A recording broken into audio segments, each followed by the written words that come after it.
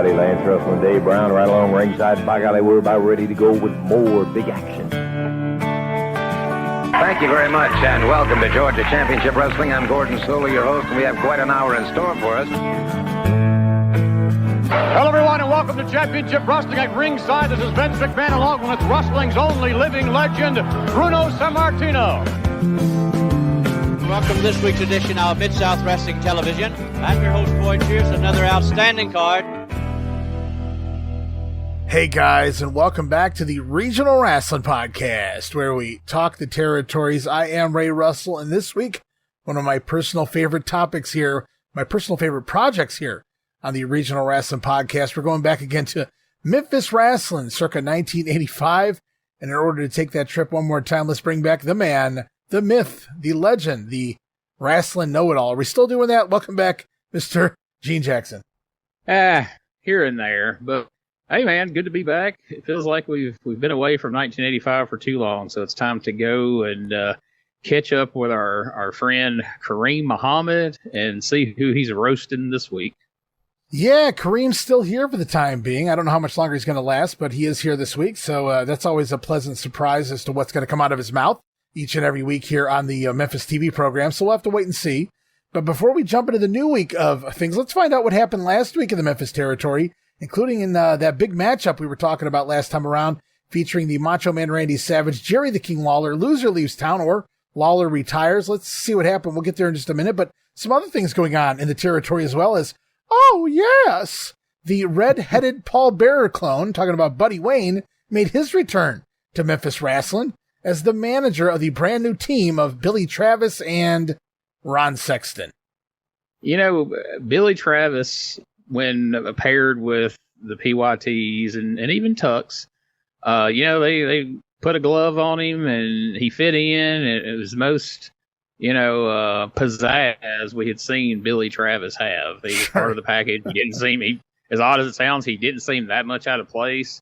And oh my God, on the opposite end of the spectrum, when you pair him with Ron Sexton with manager Buddy Wayne, it is the opposite of that. Oh, it's just the most mundane blog trio I've seen on here so far. I mean, nothing against the guys, but you talk about going from a third of the tag team champion main event tag team to this. I mean, that was a record fallout for Billy Travis.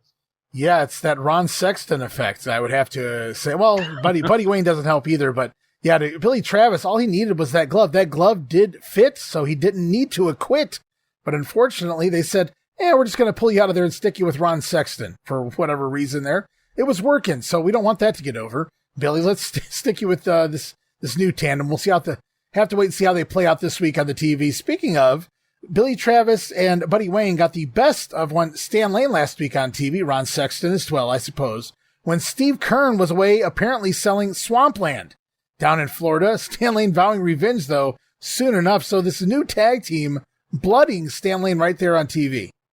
Well, that just showed you, how hard they were going to try to squeeze something out of this team, even though we weren't impressed aesthetically or promo-wise.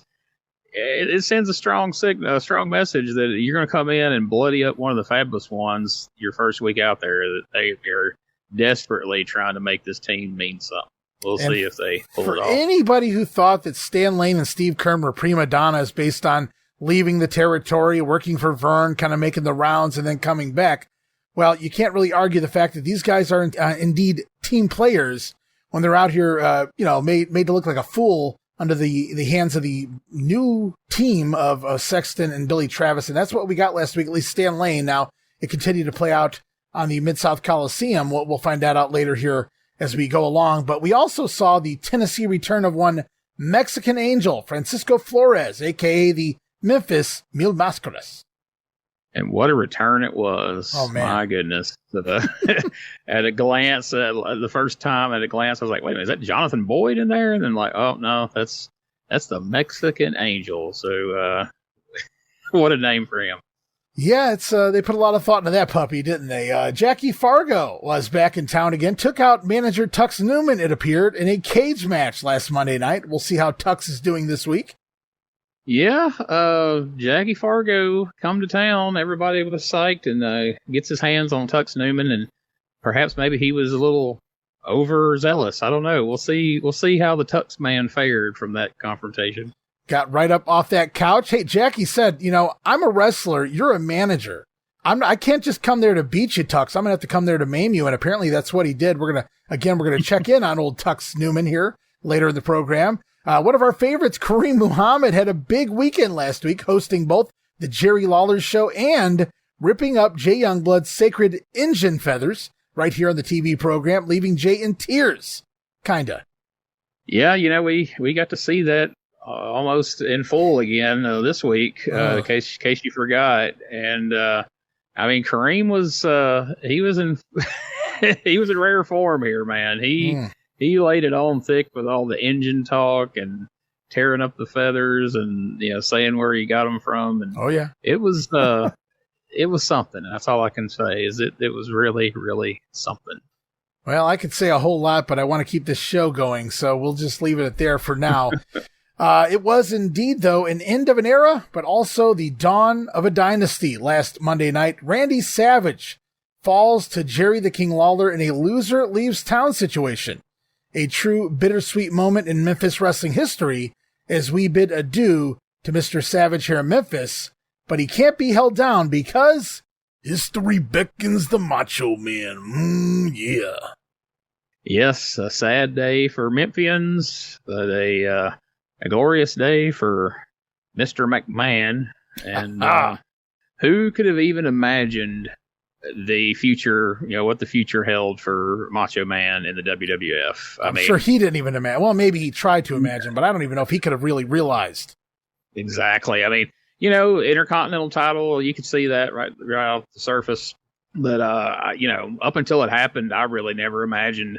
Of course, in that era, it was hard to imagine anybody besides Hogan being champion. But, man, I never in a million years thought that Savage would have the kind of run he did on top as champion and all the things he went on to do. So to do that, he had to lose to Lawler and get the hell out of Memphis. Well, he predicted like a 4-year plan the Savage had here by 1985, and it only took him 3 to get to the WWF Championship. So it was a fun ride. I'm more sad for us. It's more about selfishness because now I worry what's to come after Macho Man leaves the territory. No more Randy Savage here to discuss, but it was a hell of a way to go out. Big matchup, goes about 30 minutes. Hopefully we're going to be covering that soon on the Patreon, guys. Stay tuned for that. But yeah, Randy Savage and Jerry Lawler, a feud that just seemingly wouldn't end over the last few years, but the Macho Man now off to even bigger things. We say goodbye to the Macho Man, but Jerry Lawler is once again the Southern champion. Speaking of Southern champions, the tag team champions, the PYT, this past Monday, scoring a win over Tojo Yamamoto and Jerry Jarrett. Match went about 21 minutes when Norvell Austin pinned Jarrett. I actually got to see this match on the Jackson, Tennessee show where they would show some of the matches from the Coliseum. Tux Newman accidentally throwing a big handful of powder into the eye of Norvell Austin. Jerry Jarrett landing a sunset flip for the cover, but Coco Beware in with the cane to the back, taking Jarrett down. Norvell Austin making the cover, and the best part of all, the referee comically smacking his hand down into a pound of powder flying everywhere. Nevertheless, the PYT get the win. This is not your typical, hey, the referee should see that powder. No, this was literally, there was about 2 inches of powder he was slamming his hand down into. Unbelievable. Wow. Yeah, but that's one of those famous, Memphis misdirection finishes there where the powder happens. Like, well, there we go. And then, nope, they still managed to pull it off. Well, that they did. The PYT retain over Tojo Yamamoto, Jerry Jarrett, legendary tag team. We'll have to wait and see how they respond this week. We talked about the Fabs having issues, or at least Stan Lane having issues with Sexton and Travis on TV. They followed that up with a couple of occurrences that took place at the Coliseum as well. Tit for tat, when the Fabulous Ones run in during a Billy Travis Ron Sexton versus Tracy Smothers and Speedy Talltree match, leading to outside interference and a disqualification, a win for Travis and Sexton, leading to later in the night having a good old-fashioned wild Memphis brawl, the Fabulous Ones versus Bruiser Brody and Kareem Muhammad after only about 2 minutes of action, another disqualification when Sexton, Travis, and Buddy Wayne attacked the Fabs to draw the DQ there. So the Fabs did it first, but really when I watch this storyline, it's hard to jump on board this train, man. I don't know. Can you imagine Brody sitting there with Ray Candy and they're like, what are we doing? Like, these guys are going to run in and get you disqualified. And they look at those two guys and like, really? They're running in our match. Okay. Well, it's 2 minutes of work, so I'm sure Brody didn't mind that, but I totally see where you're coming from in regards to, wait, you have Brody and Kareem Muhammad booked on the show. Brody took the time to come in and work this show, and you're giving him 2 minutes in the ring so that these guys, these undercard guys, no offense, are run to do a run in. It's like you said, they're putting all their eggs in one basket on this new tag team. They must have seen something in Travis, and they feel like he doesn't need to be a follower of the PYT. He can be a leader of Ron Sexton, and I just don't know he's ready for that. I don't know if anybody's ready for that. Yeah, I don't know if anybody could lead Ron Sexton to superstardom, but it certainly isn't going to be manager Buddy Wayne. At least I don't think so anyway. Ron Sexton, the last time that guy had sex was with his father's Playboys when he was 13. Call the hotline, fuck. Well, we'll see how long this team sticks around because I am not a fan. I was a big fan, like you said, of the Travis PYT deal, the new Freebirds, as we could call them, really the 3-man unit. But now, alas, it wasn't meant to be. Last week, though, line of the week goes to, drum roll, please, Kareem Muhammad. Who else, of course? Kareem plugging the softball doubleheader last Sunday between Lawler's Army versus the Olive Branch Misfits, where he announced that all proceeds would go to the Takindra Adams Transplant Fund, which he even called a worthy cause. How kind, Kareem. But he followed that up with saying, poor kid, depending on Jerry Lawler to draw them some money in order to live. What are you going to do? Holy shit. Oh, my God. Did you forget that one? Tremendous. I did. I totally forgot that was the punchline to that. Woof. Yeah, Kareem Muhammad, man. That's why we keep him around here, just for pure entertainment at the very end of the day. And right now, guys, we're about to be entertained, hopefully, with the next episode of some CWA Championship Wrestling going back to June the 8th, 1985. Special start time, 10:30 a.m. in the morning due to a women's tennis finals featuring Martina Navratilova, and who really cares who the opponent was? They likely lost. So we're going to go back now, guys. Once again, June the 8th, more Championship Wrestling.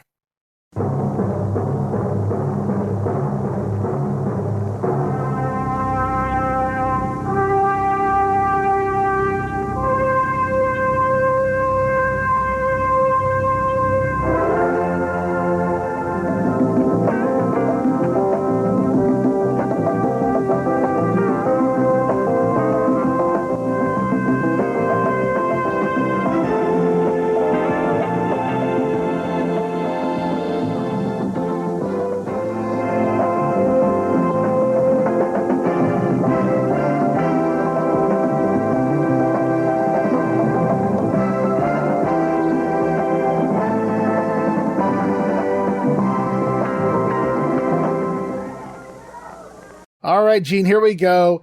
Channel 5 Studios. It's Lance and Dave right along ringside, and we're still doing this highlight video thing at the beginning of the show that they've been doing the last few weeks. This week, we learned that we're going to see Kareem Muhammad, Jay Youngblood, the Fabulous Ones, Bruiser Brody. Is he going to be here? We'll have to see. The Sheepherders.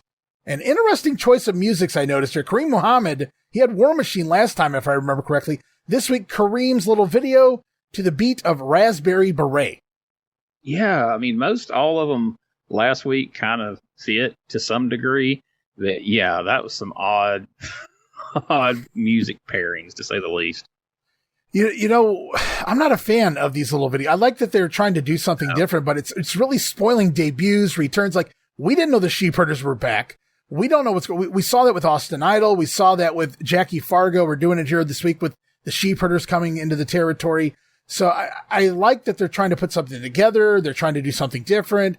It's high tech for the era, I suppose, but they're giving away too much at the top of the show. And it leaves you scratching your head like, okay, but how are they coming back? I'm thinking, like most things we've seen recently, if it was decent in theory, but horrible in execution, it probably was Ernesto's idea somehow. Well, you have to think all of this then is Resto's idea, at least on this episode, as we get about 5 minutes of highlights right at the top of the show. And as they should put this over, going back to the Mid-South Coliseum, the loser leaves town Southern title match. We get to see the King Jerry Lawler going over on the Macho Man Randy Savage, regaining the Southern title. In the process, of course, we just talked about Randy Savage leaving the territory. So you can't be mad at him for that. You got to get that match over. Play, like I said, 5 minutes of a 30-minute match there. Put some highlights on the program. We see Jerry Lawler go over, Randy Savage going off to the WWF. It's not a shock to them where Savage is headed. So again, it only makes sense to put that on TV, but also the fans need to see the end of an era, the end of this story here, this long story between the King and the Macho Man. Oh yeah, absolutely. And like you said, they know where he's headed. So remind everybody that, hey, when this guy starts winning on WWF television, just remember the King beat him. I'm sure there's going to be music videos coming in the months to follow in regards to that situation.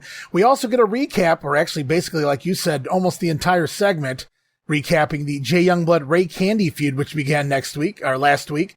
The meaning of his Indian feathers is what he was explaining to us out there in the lawn of someone's yard. Kareem then destroying the sacred headdress during a Youngblood Jerry Bryant match. He was just such an over the top asshole during that. It was great. Yeah, it was interestingly booked. All I could think watching this is like, man, I wish he was sticking around, because for all the people who are losing and everything, at least, no matter how bad the Ron Sexton match is or whatever, you're going to get an entertaining segment out of Ray Candy, even if the match isn't good or whatever. Because, I'm normally not going to be psyched up over a Jay Youngblood squash match, but he made it entertaining, because you're just like, what is this guy going to say next? Holy shit, even for 85, I'm surprised at some of the stuff he's saying out here. And he's getting away with it up to this point anyway. And finally, after nearly 20 minutes of television programming, the fans in the studio and the fans at home are treated to an actual live studio matchup featuring Jay Youngblood versus Jerry Bryant. This is a special challenge return bout made by Jay after Bryant helped make a fool of Youngblood last week. Jay made to look like an ass. And once again, I guess Bryant accepted the challenge. We're out here for a rematch. He briefly explains on his way to the ring, does Jay, that he's back for revenge after Bryant mocking him, choking him with a rope last time they were in the ring. Jay going to attack this time as the bell sounds. Chops plenty. Overhead Tommy Hawk chops, as Lance calls them, knife edges. Jerry Bryant trying to bail, but Jay going to follow him out to the floor. And that's when Bryant cracks Jay Youngblood over the head with a steel chair right in front of referee Jerry Calhoun, but no call. And then Bryant rams Jay's head into the steel post to boot.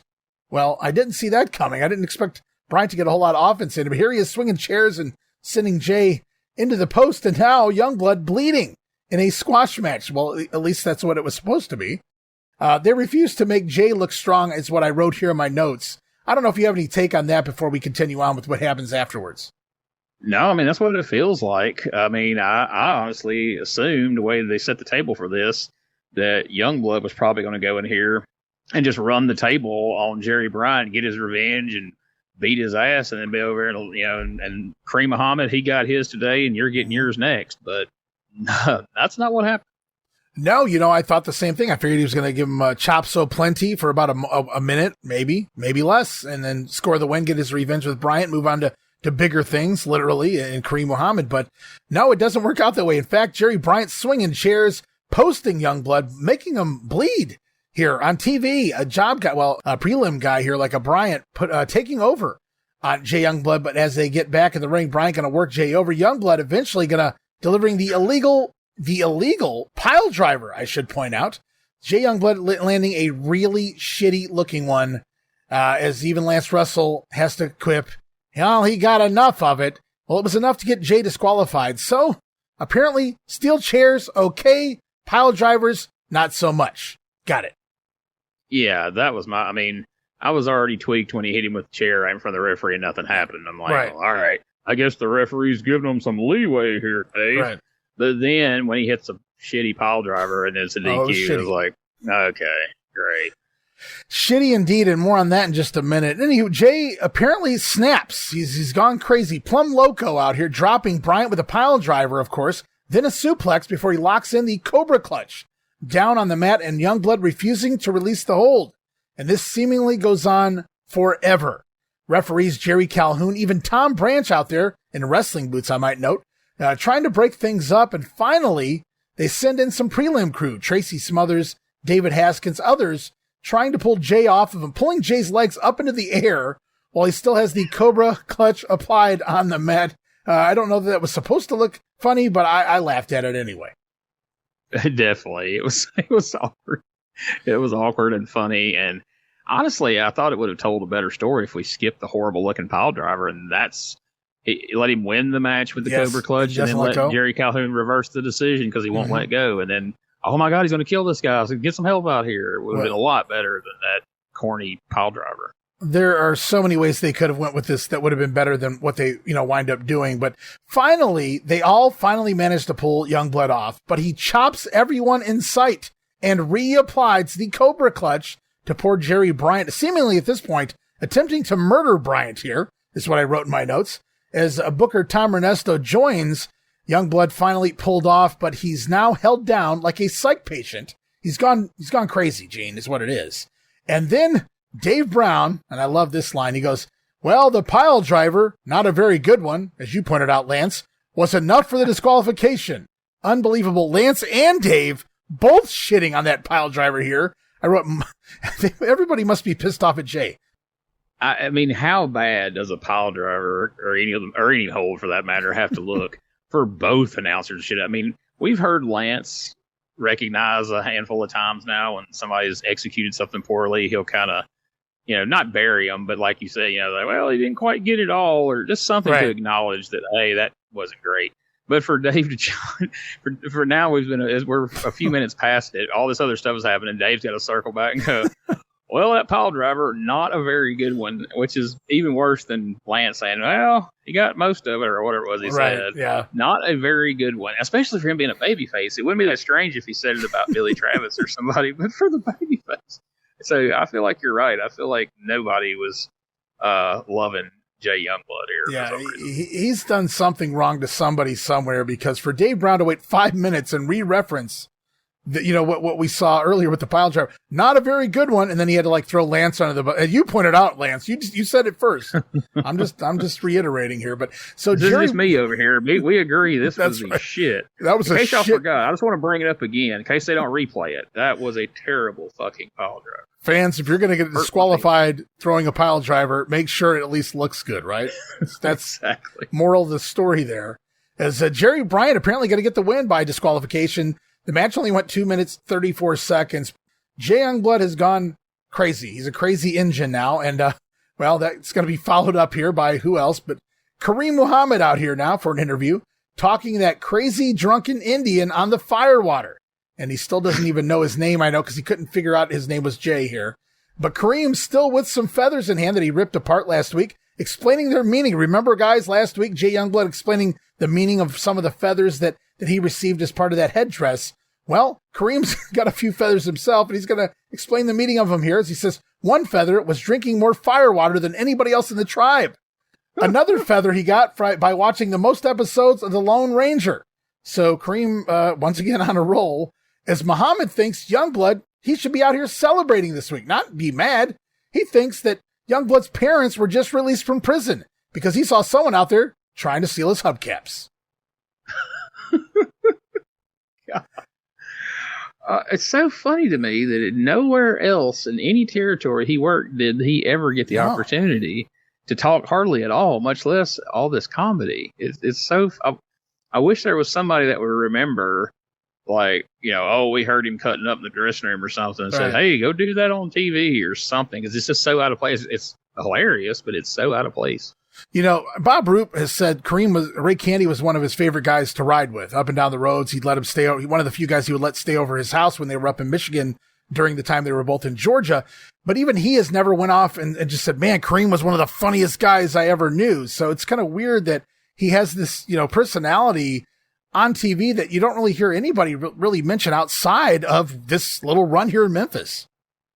Yeah. I mean, if you didn't get a hold of this, these tapes of this little stretch, you would never know. If somebody goes, hey, was Ray Candy funny? And I don't know. I never heard him say 3 words in his whole career. Well, he's out here. He's making the comments. He's trashing Jay Youngblood yet again, his heritage. It's referencing his parents stealing hubcaps here. And the crowd pops for that one. I mean, they don't just make a noise. They laugh their ass off at that joke, by the way, guys. Go check that out if you can find it. And that comment's going to do it. Here comes Jay Youngblood back out, running out from behind, flying leap onto the back of Kareem Muhammad, tackling him down onto the interview stage, and the fight is on. And it's the same crew that we saw in the last segment back out again to separate the two men. Kareem able to escape and leave the studio. Jay Youngblood again being held down, the crazy engine that he is. Well, Tracy and them probably didn't like that assignment that day. Like, we got to break them up again? God damn. Oh, man, you ain't kidding, man. Tracy probably could have separated that whole thing himself if he had wanted to. But, yeah, we got like a half a dozen guys out there trying to pull these two apart. And a little more believable here, but it was quicker to separate these two than it was Jay and Jerry Bryant because Kareem wanted away. He didn't necessarily run off, but he walked off once he got separated there. So Jay Youngblood, Kareem Muhammad, the feud continues on. We'll see what happens. I believe these two are going to go one-on-one. We're going to look at the matches here in a minute coming to the Coliseum. But a quick reminder, guys, to call the wrestling hotline, 685-6969. Love that number, Lance. Available 24 hours a day. You guys can call and get the latest news there on the Memphis territory. That's 685-6969. Give it a call, guys. Let us know what's on the other side. Better it ain't Lance Russell talking about wrestling. Oh, man, if it was, though, that would be just fucking amazing. Well, from there, Lance going to run down the Mid-South Coliseum card. 7 big matches this Monday night. And on top, it's Bruiser Brody coming back to town to challenge Jerry Lawler for the Southern title. Also on the card, we are going to get Kareem Muhammad and Jay Youngblood, the PYTs, defending their titles this time against Tojo, Yamamoto, and Jarioski. And the Fabs set to go tag team action against Ron Sexton and Billy Travis, the 4 headline matches this Monday night. The team of Tojoski. Tojoski in the house. In the house. Absolutely. Gong. Looking forward to seeing how that one works. Lance Russell up next. He's going to bring out the man himself, the new Southern champion, Jerry the King Lawler, discussing the tough task of defeating the Macho Man. The concern of the King suffering a gash over his eye during the matchup, and the referee threatening to stop the match, but Lawler demanding the match continue, even pulling the bandage back here on TV to show off the stitches here to let you know it was legit. The King says if Randy Savage could beat him, he wanted him to beat him clean in the middle of the ring. Don't end the match on an account of blood or vision impairment. So the match continued. And as we know, Jerry Lawler still here in Memphis. Macho Man, ironically, off to much bigger things. I did think that was a creative misdirection there to have the match. I mean, if you're in the Coliseum there that night and the match gets stopped and it looks like, it's somebody awarded to Savage, I'm sure there was some panic throughout the crowd with some of the Memphis fans like, oh shit, he's going to lose today, even actually losing, But of course, Lawler got on the mic and got it restarted and made things right. Well, if I had been sitting there that night, I would have been like, yep, it's one of those matches again where we're going to, have no real finish. And then, maybe we'll come back to it in 6 months or something. But no, they were, I'm sure a lot of fans out there happily surprised that Jerry Lawler, not only would the match continue, but Jerry Lawler is going to go over, win the title, and Macho Man gone from the company.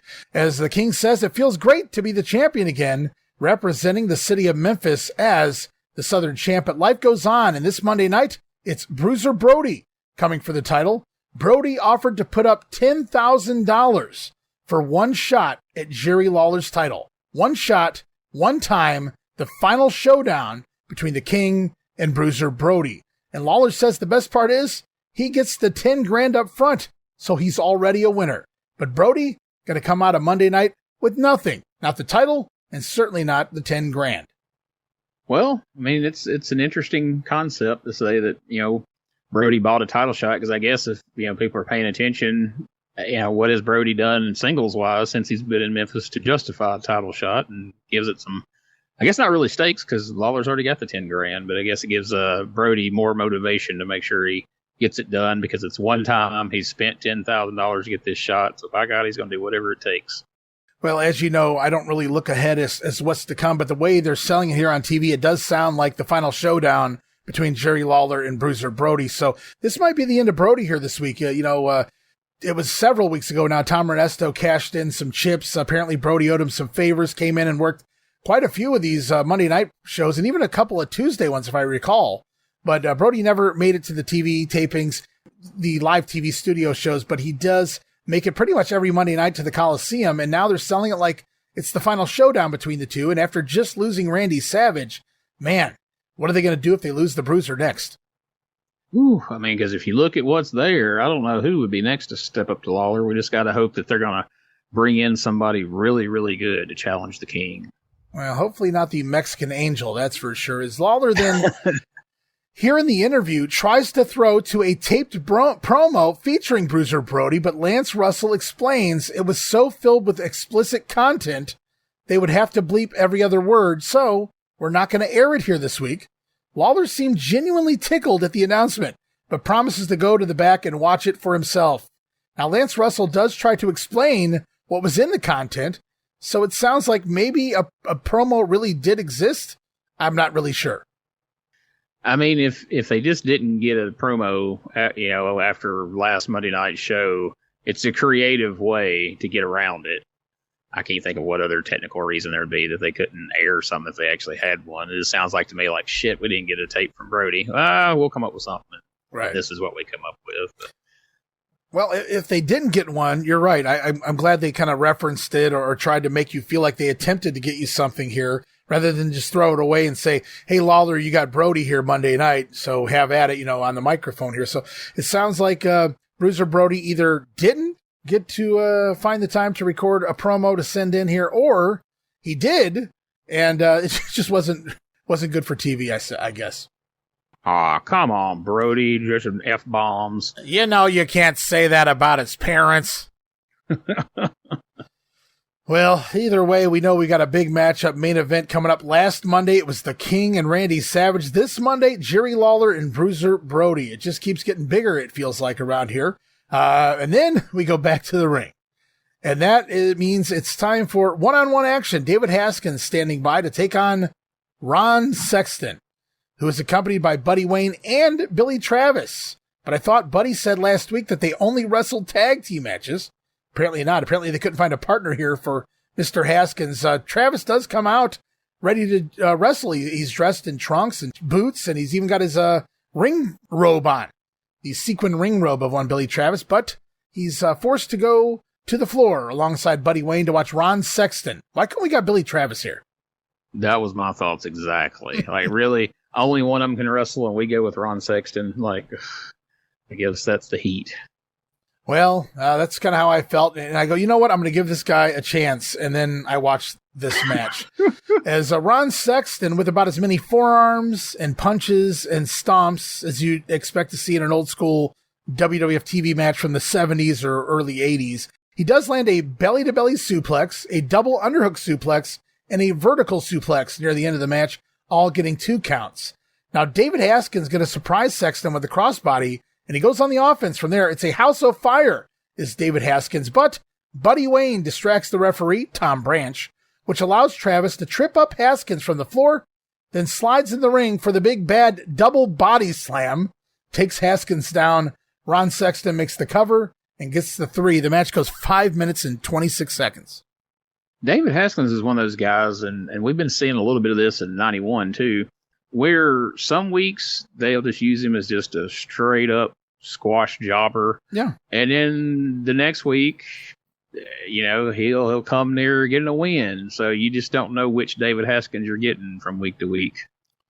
No, yeah, that seems to be the story of most of his career. He was capable in the ring. Of course, we know here he broke in at the beginning of 1985, so he's not very long into the business here in 85. It makes a little more sense than, say, 1991, where he's a little more established and he's done some things under the Davey Rich name and whatnot. But yeah, David Haskins here, we've seen him have some good matches. He worked well with Eddie Gilbert, but at this point, Ron Sexton going over, although they did give Haskins some offense here. He goes down to a double body slam because everything hurts worse when 2 guys are doing it to you. So, Ron Sexton with a big win here on TV. As we continue on, we're going to tell the story. We go back to last week's episode of television, and we see Travis and Sexton bloody up Stan Lane. Of course, Steve Keirn selling a house somewhere at that point in time. We fast forward then here on the program to Monday night. We see that matchup. We referenced this earlier, the Sexton and Travis Smothers and Talltree match with the Fabs running in, followed by the Fabs versus Kareem and Brody with Sexton and Travis running in. So they're telling the story that we apparently have a feud on our hands between the Fabs and this brand new tag team. Yeah, if you want to try to put them at the front of the line and make them, seem like they're a top-level tag team, put them in there with the Fabulous Ones and let them bloody up Stan Lane and go right into a feud, and then have the audacity to run into a semi-main event tag team match featured Bruiser Brody. Like I said, they're trying, but I don't know that they're going to get anything accomplished here. But they're trying to force these guys on us. Well, we hear a rebuttal from everything we've heard last week in regards to Buddy Wayne and company. Steve Kern is going to be, well, he's not necessarily here. He's here via videotape. It's a VTR. Steve Kern standing outside by his parked car somewhere. As he states, and I quote, well, it's a little bit of a paraphrasing here, but he said, Stan took the beating last week alone, so Steve says he wanted to do this interview alone, which confirms what we've said all year long, Gene. They simply trade appearances. Tag, you're it. I did it last week. That's pretty much what it sounded. Well, Stan got beat up last week, so it's my right to cut the promo this week. But I'm going to do it in the parking lot so I don't have to get beat up or have to bleed. So. I don't even have to be there. Exactly. I could be wherever I want to be. Stan's probably holding the recorder. Who the hell knows? But Kern does talk, the Fabulous Ones being big dogs in the yard and Travis Sexton trying to prove themselves against said big dogs. Kern stating, you don't jump in at the top of the ladder, boys. The idea is there with this new tag team, but the man ain't. Meaning you guys are trying to bite off a little more than you can chew. Damn, talking about being spot on with a promo or shooting or whatever you want to say. I mean, I know he wasn't trying to shoot on him, but boy, you talking about laying out exactly what's happening. That's it. And for some reason, when you said that Stan Lane might be running the camera, in my head all of a sudden I heard, "Make it good." Make it good. I'm not doing this twice. So yeah, Steve Kern cutting the promo this week, and you're right, absolutely. You don't jump in at the top of the ladder. That's a message to Tom Renesto. You don't take two guys who haven't done a lick of shit and then throw them right in at the top. But that's Memphis, guys. That's what we do all the time. We're gonna see what sticks, and we're gonna see if Sexton and Travis stick. Something tells me not so much, but oh yes, in studio again this week, it's Buddy Wayne with Sexton and Travis as they run down the Fabulous Ones, of course, telling their version of what happened last week and asking, where are the Fabulous Ones? Why aren't they in the studio?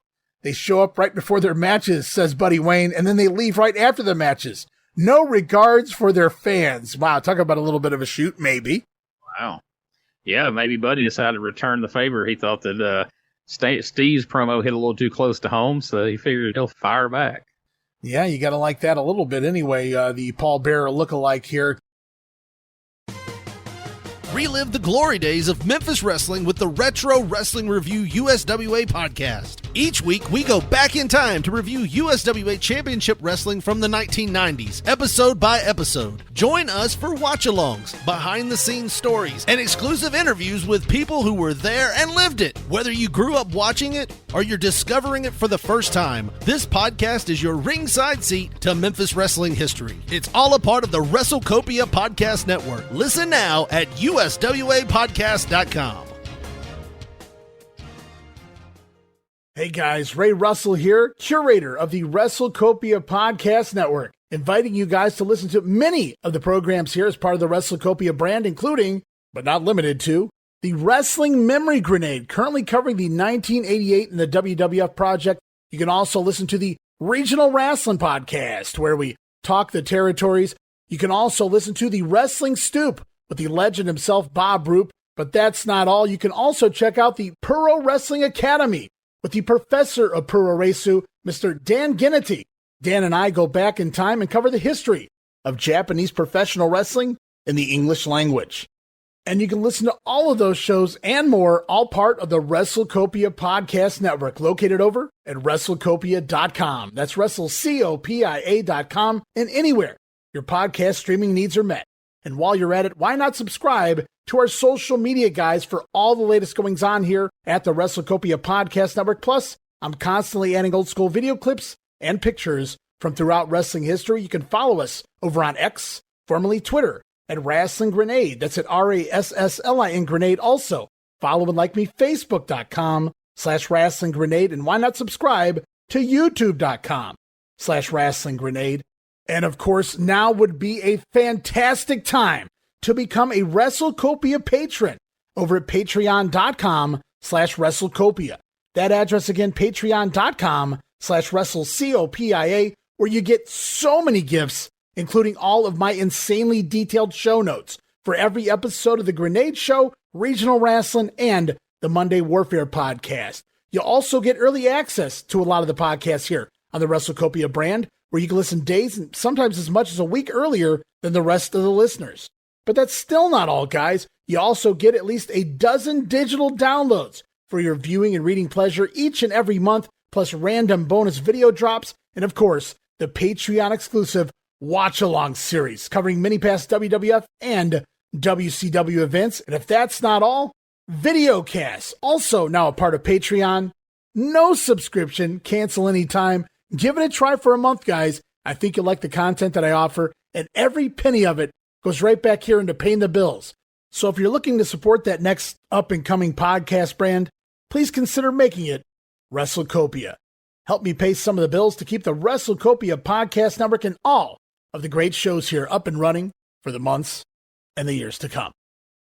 This is Wrestling Nostalgia, the podcast that dives into wrestling history.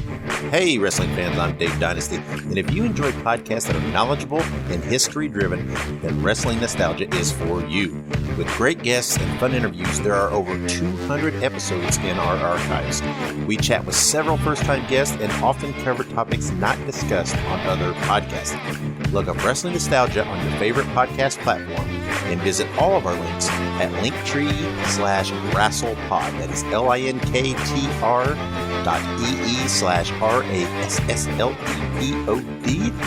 And remember, wherever you go, whatever you do, be good, be safe, and keep on growing.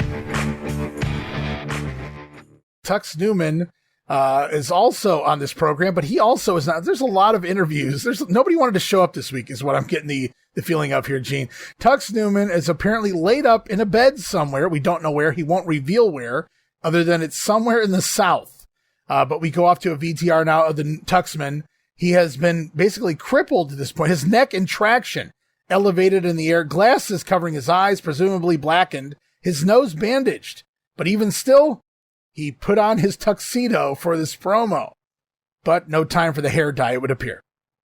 Yeah, I mean, that would kind of give him away, I guess, if he felt decent enough to dye his hair. But, yeah, Jackie did a number on him, man. He's in rough shape.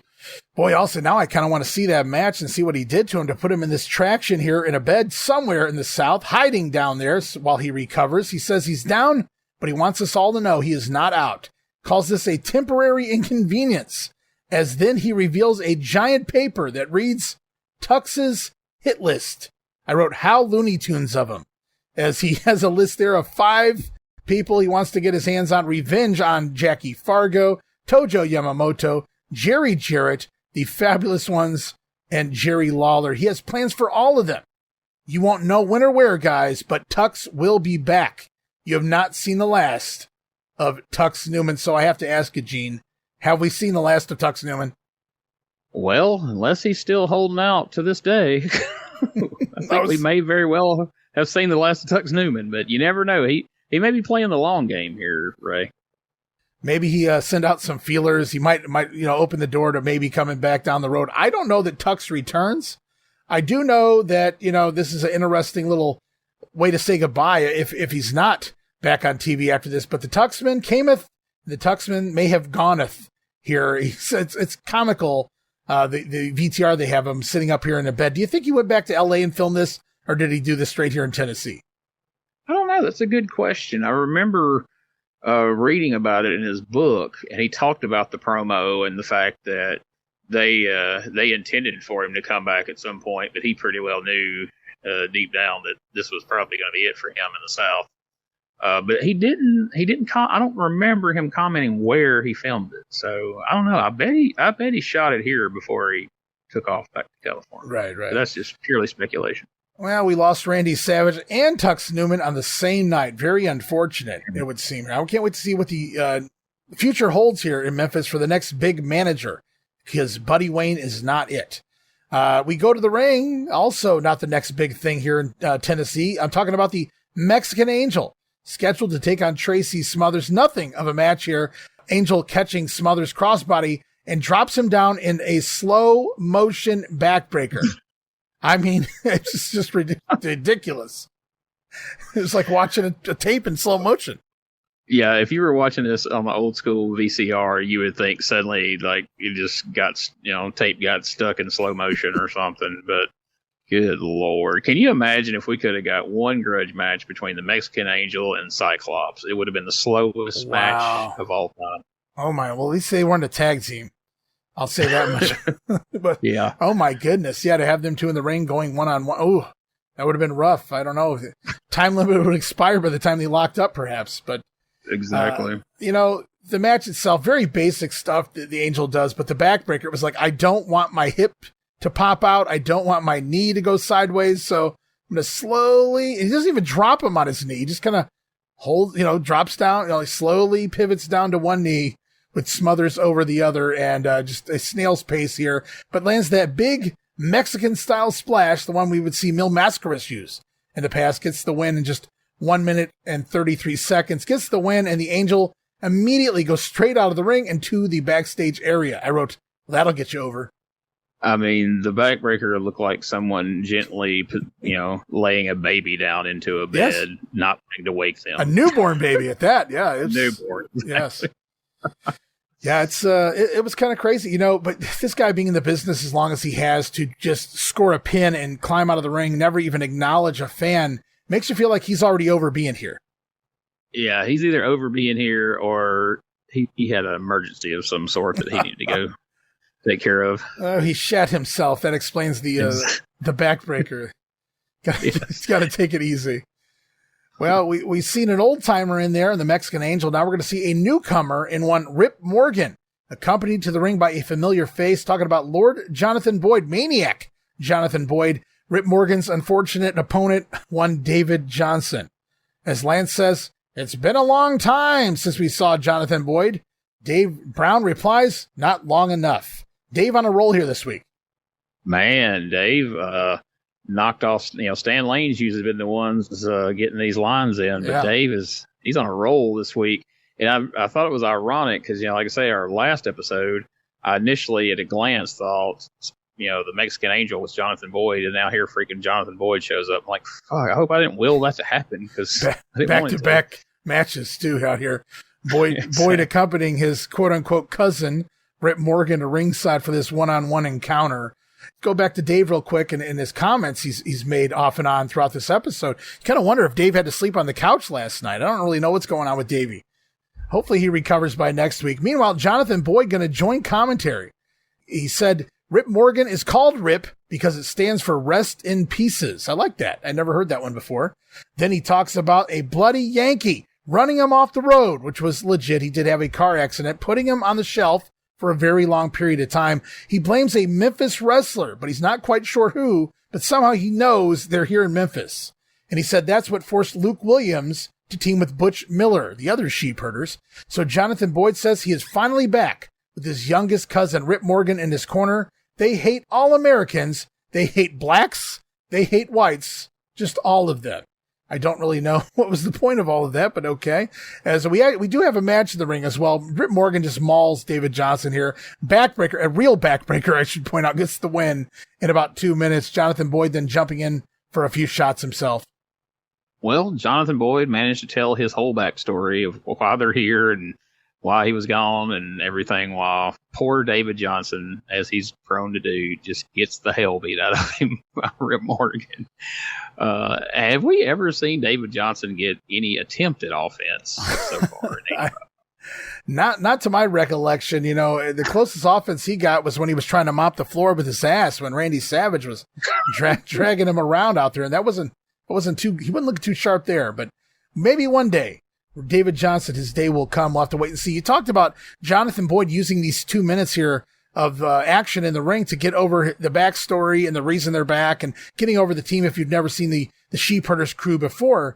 And I'm betting that somebody didn't realize they were short. They had plenty of time left on the program, or maybe they would have saved that, because we go to a commercial break and on the other side we come back and it's an interview with Jonathan Boyd and Rip Morgan out there as well.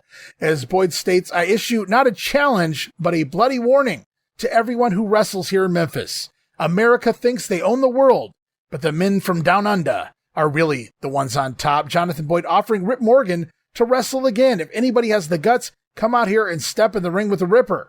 as Boyd then talking down the Batten twins. That's right. I can't wait to see it. This Monday night, the Sheepherders versus the Battens.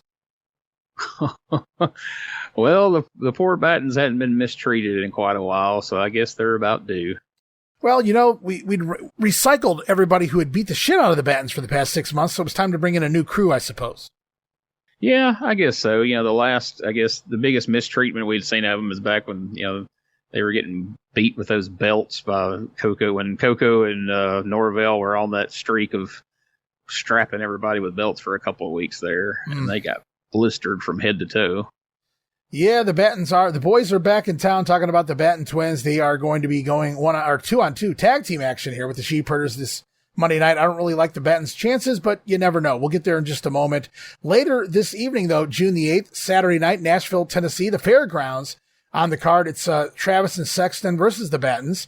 Lanny Poffo was scheduled to go up against Tojo Yamamoto. Mexican Angel versus Jerry Oski. Youngblood versus Kareem Muhammad. PYTs versus the Fabs. And also scheduled was Randy Savage and Jerry Lawler when that match card was first announced. Unfortunately, I'm pretty positive Poffo and Savage finished up Friday night. So I believe this card would have had to have been changed around pretty dramatically. Yeah, I would imagine so.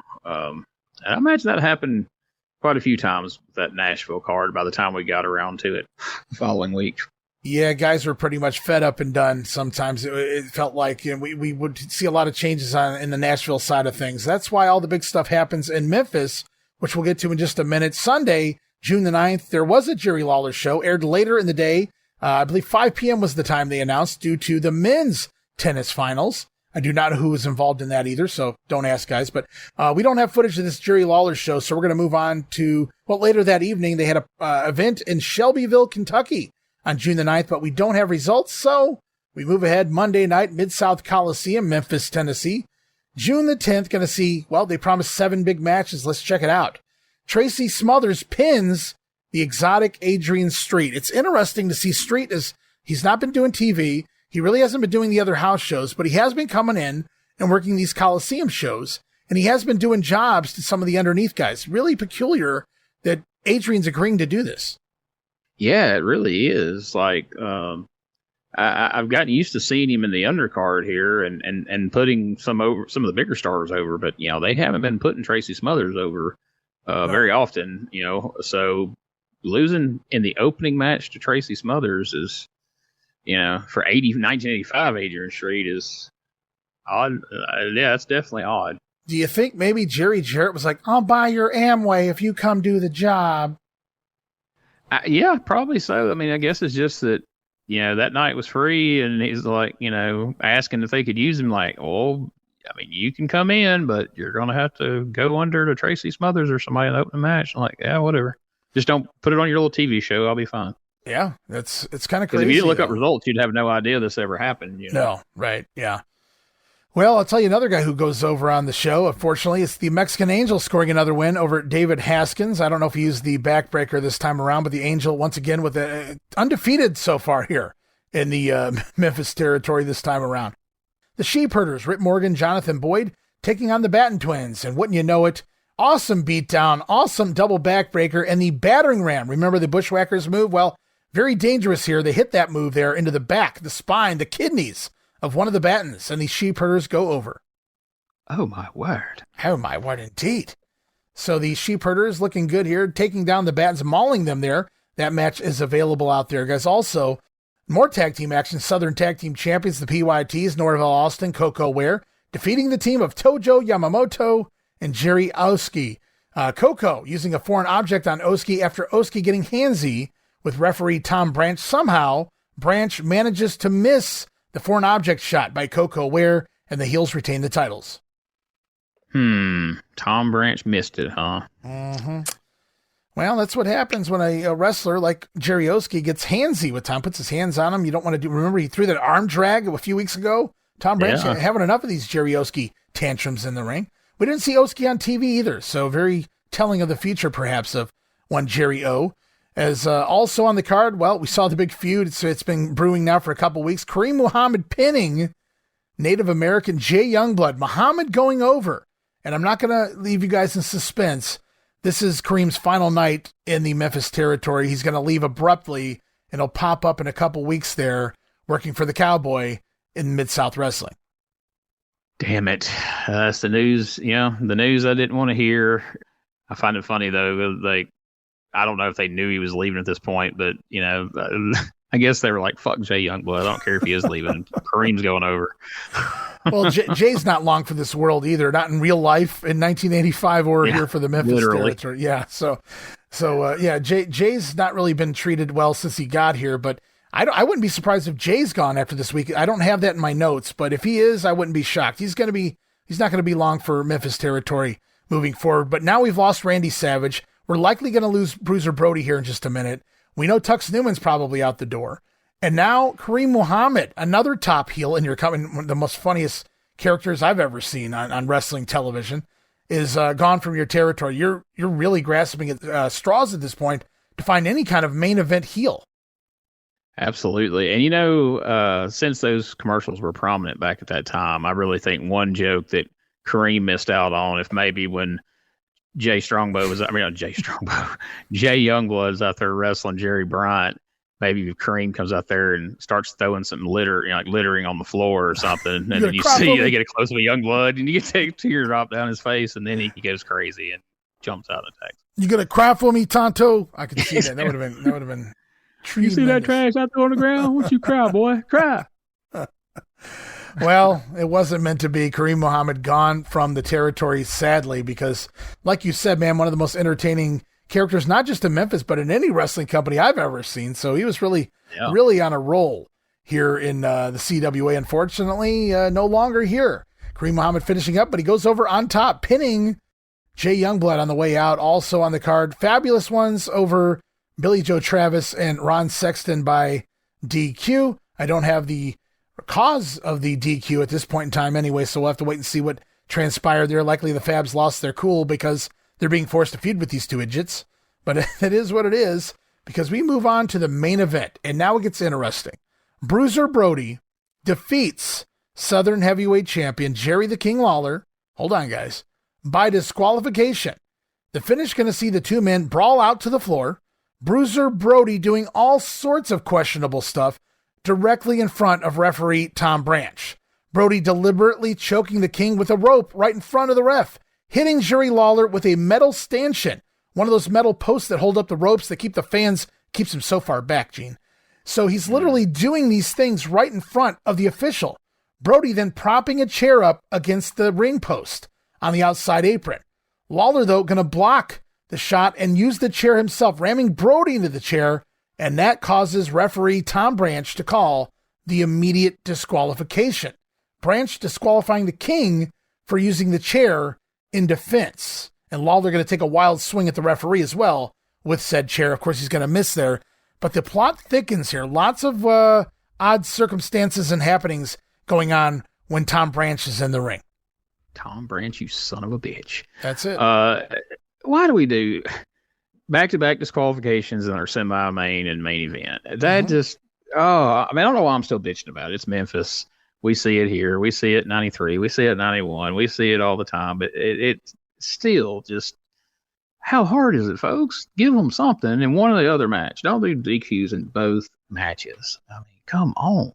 Yeah, and, in the main event here, I suppose, even though I would have liked to have seen a nice payoff, we should have known Brody wasn't going to do a straight job. But the story, we're telling here, we're moving on, and I can't believe, Tom Ernesto believes this is going to sell out the Coliseum moving forward, but clearly there's something in the works for a heel referee angle here. And a lot of people say, well, this was a precursor to Danny Davis. Yes, but it was actually done in Stampede long before this is happening here in Memphis as well. So Tom Branch is not your first heel referee, but it looks like we're moving that way because Brody out there using a rope, using a chair, using a stanchion, Lawler simply blocking a shot with the chair and then using it himself in defense, and immediately, without even warning, disqualified. So there's certainly something going on. We'll see how that plays out next week on TV. Plus his shenanigans in the Oski match earlier as well. True. Very good. Good point.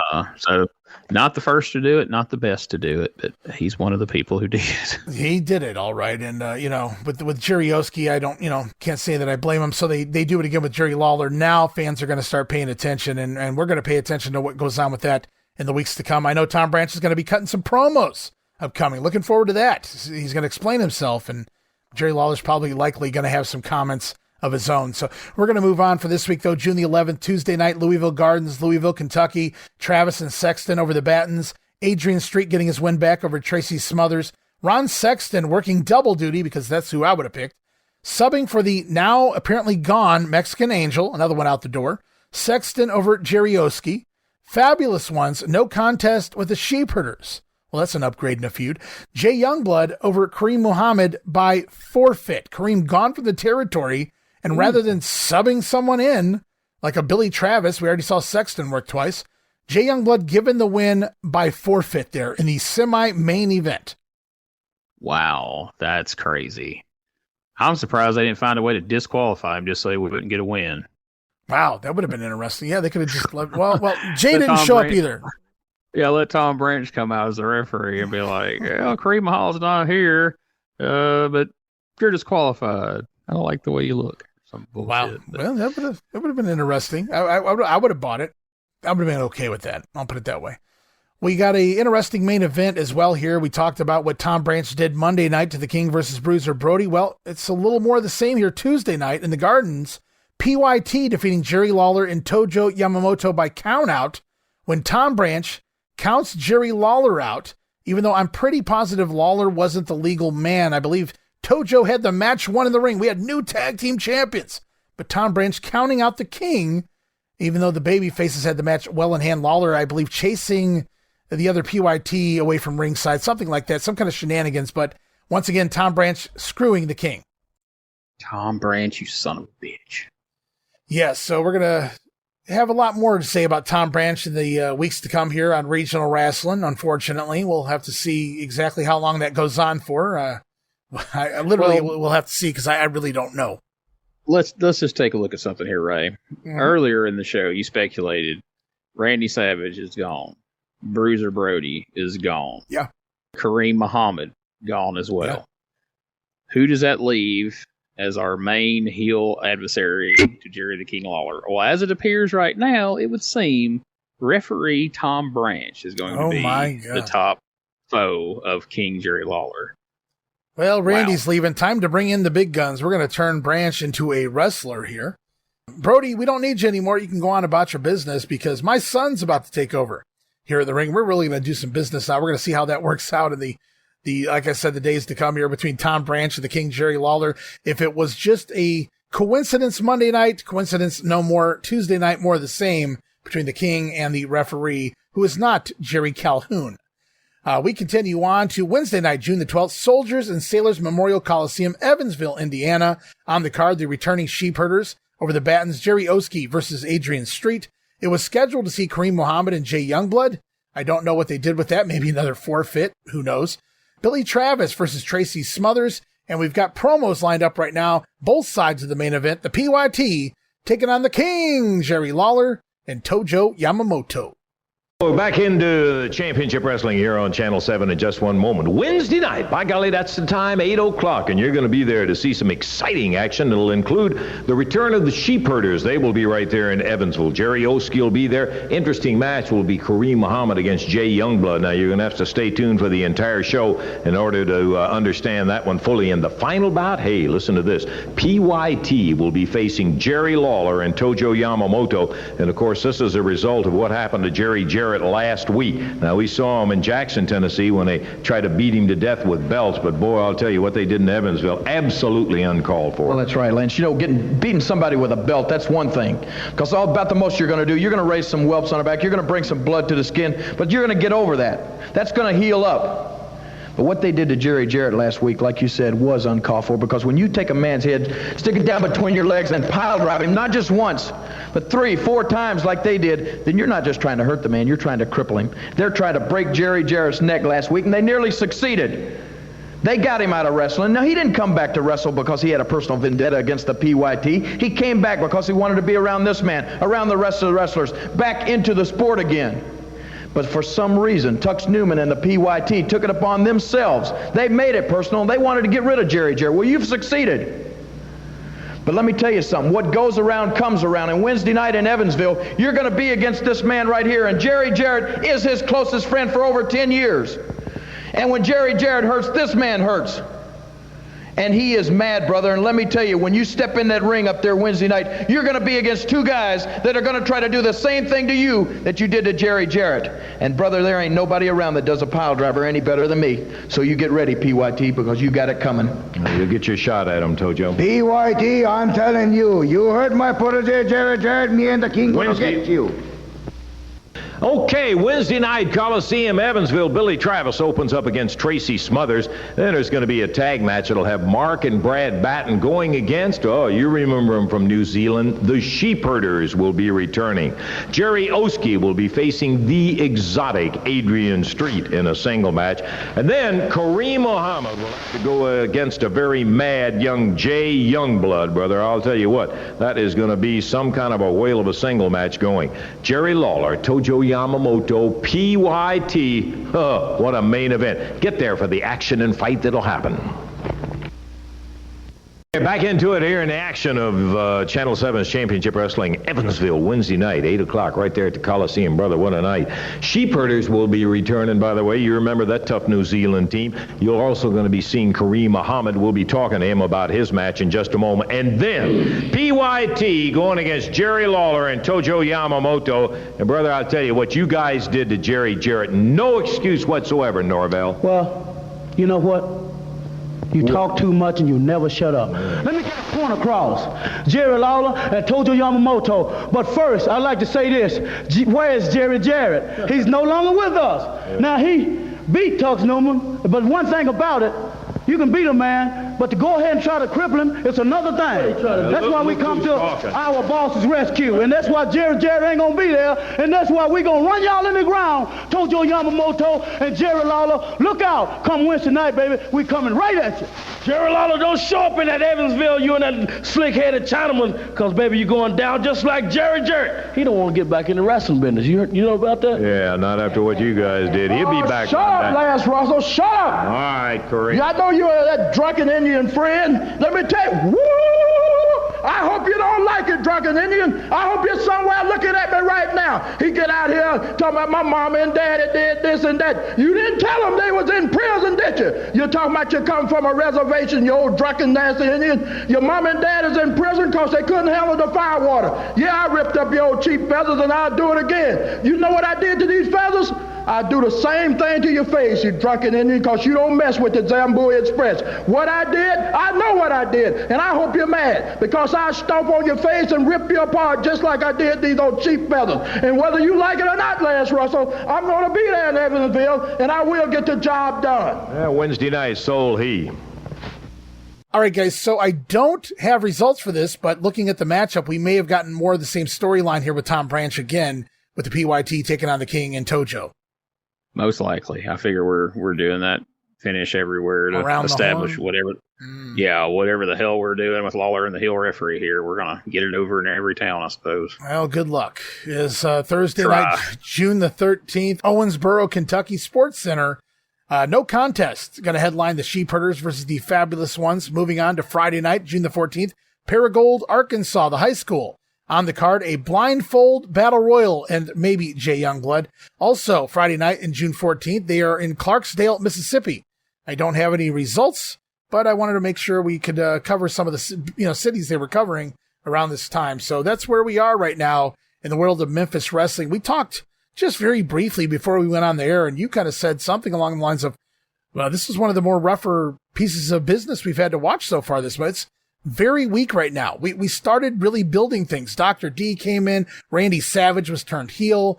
We got Kareem Muhammad out there making, cracking these jokes every week. It was kind of a steady flow of maybe not every segment was good, but you could depend on certain guys. And now I'm really scared. We've got the PYT and we've got the Sheepherders just came in. That's two heel tag teams. Outside of that, well, I'm sorry, we have Travis and Sexton 3 heel tag teams, which is probably 2 more than we need right now. But so I don't know what we're doing. I don't know where we go from here. After having a couple of matches and trying to start a feud between the Fabs against Sexton and Travis, that was probably one of the only times in recorded history where the Fabs tag team said, "Thank God the Sheepherders are here. We can work with them." Yeah, no doubt about it, man, because woof, this is it's a pretty rough time right now for the Fabs. Again, Jerry Lawler's here. Okay, check. The Fabs are here, but they really have nobody to compete against at their level. Now, the PYTs are here, but that's really run its course already for me. And now we'll try this Travis and Sexton thing for a few weeks before we pivot to the Sheepherders. I really don't know how it's going to play out, but I go back to the main event. Jerry Lawler's Southern champion, and I know they can find people, they can make people, they can pull people off the street and give them gimmicks. And that's likely what they're going to do here over the next few weeks, maybe, in short term, while replacing Randy Savage. But I don't know, man. It's a very scary summer here in 1985. That's true. I mean, Lawler will go to the Halloween shop and he'll have a movie monster to wrestle next week if he needs one. Yeah, maybe even a Jungle Savage. I have no idea what he's got coming up next, but we've run out of time here this week, Gene. It looks like we have covered everything I've got. There was no Lawler show. At least we don't have footage of it, so I couldn't really cover that this week. Unfortunately, we missed out whatever car show was coming to town this weekend. But we do know that we'll be back next time. There'll be another week of Memphis TV. It's going to go on for many moons to come. We know it lasts into the USWA era because Gene's been covering 1993, and now he's back to 1991 there on the Retro Wrestling Review. Gene, tell him what's going on that program. Well, it's a far cry from 93. It feels a lot different. We've had the fabulous ones with Jim Cornette, fresh off of Cornette and Stan Lane quitting WCW. They paired back up with Steve Kern. They came into Memphis as baby faces for a couple of weeks, but then Eddie Gilbert quit and they fast-tracked a heel turn for the Fabs. And we've got Terry Funk has $50,000 bounties on Lawler and Jeff Jarrett to keep them away from his unified title. Because right now, in 1991, in January and February 91, Terry Funk is the unified champion. Wow. Robert Fuller brought in a new stud stable for like a week, and then they disappeared again. Downtown Bruno has purchased a tuxedo and top hat, and he is now Uptown Bruno. I like it. Managing Terrence Garvin and Doug Gilbert and the Dirty White Boy, and then the formidable tag team of primetime Brian Lee and the Missouri Tiger himself, Jeff Gaylord. Wow. All sorts of things happening. And one of my personal favorite guilty pleasures, U.S. Mail Curtis Thompson. I mean, this is just, how can I forget? Oh, my God. Firebreaker Chip here in a few months' time is what he's going to become. But that's right. From WCW Special Forces. But right now he is a U.S. Mail, which seems ironic because they were going to create a mailman. I believe it was going to be Pez Watley, if I remember correctly, as part of the Patriots. Why not keep Firebreaker Chip in that vein rather than make him a firefighter? But it is what it is. Dusty knows best. But no, it's been fun so far here. 1991 USWA, some really cool stuff. And again, the Fabs, Jim Cornette, Terry Funk. You never know, truly never know who's coming into Memphis. I mean, that's any year, any era. You never know who's going to pop up there in that one specific territory, Memphis, Tennessee. And not to mention that we've got Rowdy Roddy Pritchard has just showed up this past week. 1991, Dr. Tom Pritchard is in full-on Roddy Piper impersonator mode. All he needs is the kilt. I don't get it. I never have, but he's here. Yeah, it's, off topic, USWA Dallas from that time frame. Tom Pritchard was doing color quite a bit down there at the Sportatorium, and he was doing the Roddy Piper shtick there, too. So I always got a kick out of that, but I just didn't understand it myself, and I don't know that I ever will. And I'm sure Tom's probably explained it at some point on his podcast, but I don't know. Somebody write in and let us know what that was all about. But and I know Bruce and him have a big affection for Roddy Piper, and they both love to do his shtick. But it is what it is. I mean, there's so much more to come. You guys got, oh my God, you're 11 months to go still here in in 1991. We're just getting started. We're about halfway through 1985 here on Regional Rasslin. I want to encourage everybody to stop over. Speaking of Regional Rasslin, to patreon.com/WrestleCopia. Regional Rasslin Unreeled, because man, Jamie Ward's been tagging in, helping out quite a bit there, getting some of the early episodes right out there for you guys. Southwest Wrestling, Memphis Wrestling. We just recently did Mid-Atlantic. We've done Mid-South, Dallas. We've covered Central States. We've got AWA on the way later this week. So there's a lot out there. I encourage you guys to stop on over to the Ultimate tier or any of the other tiers, the VIP Superfan tier, the All Access tier, whatever you can afford to give. And we promise you there's plenty of gifts in return for the cause of keeping everything floating here in the WrestleCopia podcast world. And, Retro Review, just one of the shows, Regional Rasslin. We have a great time, but we put so many great video casts out over there at Patreon. Me and Gene do the Coliseum video cast. And boy, you want to talk about a night and day from the normal shows we do. We just sit back, relax, and we have a great time. Yeah, man, just old school, going, sitting down, just enjoying an old Coliseum video and calling what's in front of us. And man, I have such a great time doing that. And folks, if you're not checking out all these video casts, you're missing out because, man, y'all been killing it, dude. I hate that I don't have more time because I would love to be doing some of those shows. But, man, you and Jamie are cranking them out, and such good stuff, folks. If you haven't tried out that Ultimate tier, you really need to do yourself a favor and check that out. Yeah, there's so much always going on inside the world of WrestleCopia, but there's also other things going on inside the world of Gene Jackson. Gene, I know we've plugged it here before, but let's do it again. Let's get those last-minute buyers, those people that may have been procrastinating. Tell them a little bit about the Hot Stuff Eddie Gilbert book. Well, me and Doug Gilbert, Eddie's brother, wrote a biography on his brother Eddie, and who knows Eddie Gilbert better than Doug, and so we got together and wrote a book, and it is out. The best place to get it is on Amazon. They seem to have the fastest shipping, and it's available also booksmillion.com, barnesandnoble.com. But most people say they get it the quickest from Amazon. So that's what I'm going to suggest to everybody. But, man, I've been getting some great feedback on it. People have been messaging me and messaging Doug, talking about how much they've enjoyed it. And it makes me feel good to hear that, because I was always a huge fan of Eddie Gilbert. And, of course, Doug's perhaps his biggest fan. And we just wanted to do right by him and put something out that, he would have been proud of, that the family would be proud of, and that the fans would appreciate and learn some things about them that they didn't know. And so we got that one's out there available. Me and Wolfie D are almost done with his book. That should be out in a few weeks. So we'll be telling you more about that. But man, I knew a lot about Wolfie's history and a lot of his wrestling story, but the man's lived an interesting life beyond wrestling too. So it's going to be a really interesting book. So I hope people check that one out when it comes out as well. Oh, very cool. Very cool. We'll be continuing to talk a little bit more about that when we get a little closer to the release date. So stay tuned for that, guys. So the Eddie Gilbert book, you got the information on that. Check it out. Amazon's probably the best way to go, as Gene said, but there's many other alternatives if you choose to go that route. And stay tuned for that Wolfie D book, one half of the legendary tag team PG-13, not just down there in the Memphis territory, but of course the rappers for the Nation of Domination. They had a cup of coffee in WCW, ECW. Wolfie, came back. We talked about the transformation into, Slash there in TNA. So he had quite a wrestling history, but I'm sure he has quite a story to tell behind the scenes as well, as most wrestlers do. But it's going to wrap it up. I just want to encourage everybody one more time. Again, we recently just celebrated our 5-year anniversary here at the WrestleCopia Podcast Network, and everybody's been giving me congratulations, Ray. Well, I appreciate that, but that also means it's that time again.